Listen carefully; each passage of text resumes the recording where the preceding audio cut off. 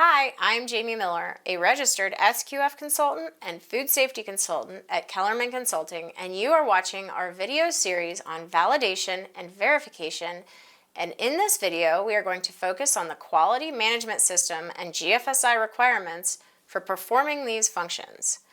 ISO 9001 is a quality management system audit applicable for any organization and can be applied to most products and services across industries. GFSI is the Global Food Safety Initiative, an international organization that publishes requirements for the food safety programs to adopt when those safety programs want to be benchmarked to GFSI. ISO 9001 quality management requirements and GFSI programs operate on many similar programs, and all programs have a requirement to perform validation and verification for the program as part of yearly activities. Even if you do not currently run an ISO 9001 QMS program or a GFSI program at your facility, or if you are considering what it means to have a high-level safety and quality program that follows the highest standards for validation and verification activities in your facility, hopefully you will still find this video to be valuable. Validation and verification is classified as mandatory in only one type of QMS or GFSI program, but should be treated as a requirement for each of the programs we are going to review and critical as part of a fully functioning QMS or GFSI program. Where an organization undergoes auditing for a quality management system or GFSI food safety and quality scheme, validation and verification assessments must be scheduled, documented, and conducted by trained and knowledgeable persons. Any assessments of validation and verification actions must include corrective actions for all nonconforming findings each time these assessments are performed. Additionally, if an auditor finds evidence of invalidation through process failures during audit or excessive numbers of nonconformance actions during the certification audit, it may call into question the effectiveness of validation actions, the validation assessment, or verification records proving valid conditions.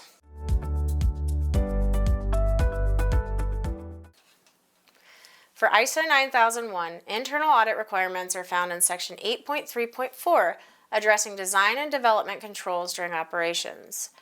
Validation and verification actions are not prescribed in the standard, except for a statement clarifying that validation and verification are not the same as process review. What is meant by this statement is that the quality team needs to formally review QMS processes and records, and during that review, or during a separate event, validation and verification scheduling, validation assessment reports, and record review based on the validation report are required. Validation and verification are also required in communication with external providers if used as part of the system. It is the recommendation of Kellerman Consulting that a review of validation and verification activities be performed at least annually, and that results are communicated with top management following these events as part of the Section 9 review activities. Lastly, confirmation of validation and verification review for the QMS and for external providers, along with a statement of review for post-operational actions and feedback, should be included in any ISO 9001 internal audit.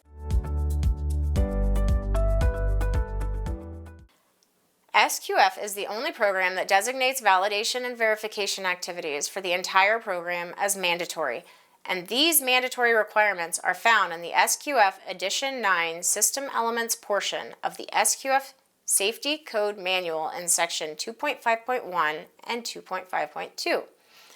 Validation of the system effectiveness for the entire program must be performed and overseen by the SQF practitioner at least annually. Internal auditing is a crucial part of the verification assessment and is generally presented as part of the program verification. Validation should be broken up into sections and should include all parts of the SQF system, with status reports created and reviewed for each area of the program. Validation and verification review by a HACCP team leader or PCQI are required as part of all regulatory compliance, and so this may be called out apart from all other validation and verification assessments within the SQF program. The SQF practitioner may perform validation and verification assessments or may delegate those actions to others properly trained in these concepts. In all cases, the practitioner is responsible to approve validation and verification reviews and for all corrective actions resulting from those reviews, including the internal audit.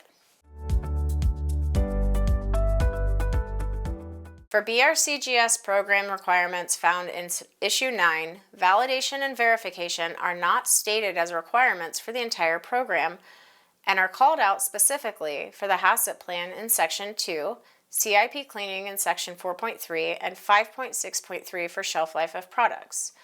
Of these, only validation requirements in Section 2 is a starred fundamental, and it is the required validation for HACCP plans in the facility, which is also a regulatory requirement for FSIS and FDA facilities in the U.S. However, it is the recommendation of Kellerman Consulting that validation statements are in place for all critical safety and quality equipment, and that assessments of validation and verification activities be treated as a requirement as part of senior management review. Auditors in BRCGS audits will expect that the facility is capable of demonstrating that the safety and quality program is validated and that monitoring records match valid conditions. The leader of a BRC program may delegate the audit responsibilities of performing the audits to others, but the final assessment of audits are going to fall on them and must include demonstration of expertise and knowledge both on how the audits are performed and oversight of all corrective actions.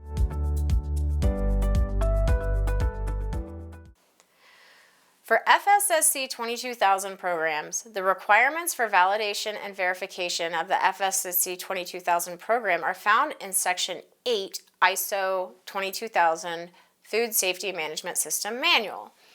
For this program, validation and verification are split between two separate clauses, but the principles are basically the same as SQF and BRCGS requirements.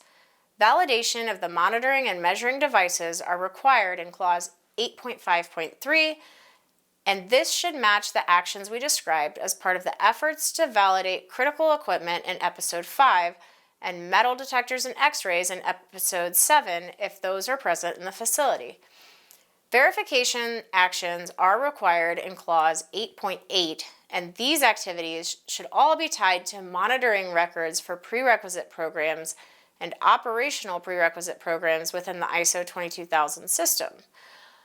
Internal auditing, as required in Section 9 of the program, remains the master verification action, and it should be considered the last step in verification activities.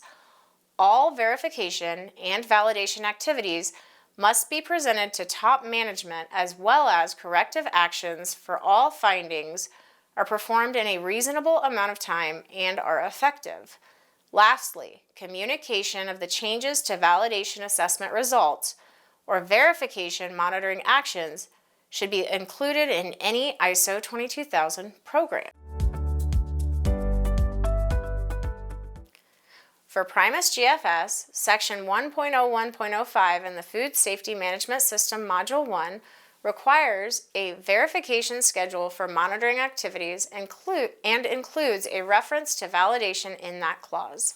Additionally, validation of all corrective actions is required in Clause 1.03.03. In the GMP modules, and here we are referring to the modules 2 through 5 of the PrimusGFS program, validation of pest control chemicals, re-entry intervals following pesticide sprays, water management, and fertilizer applications must be complete and ready to present to auditors.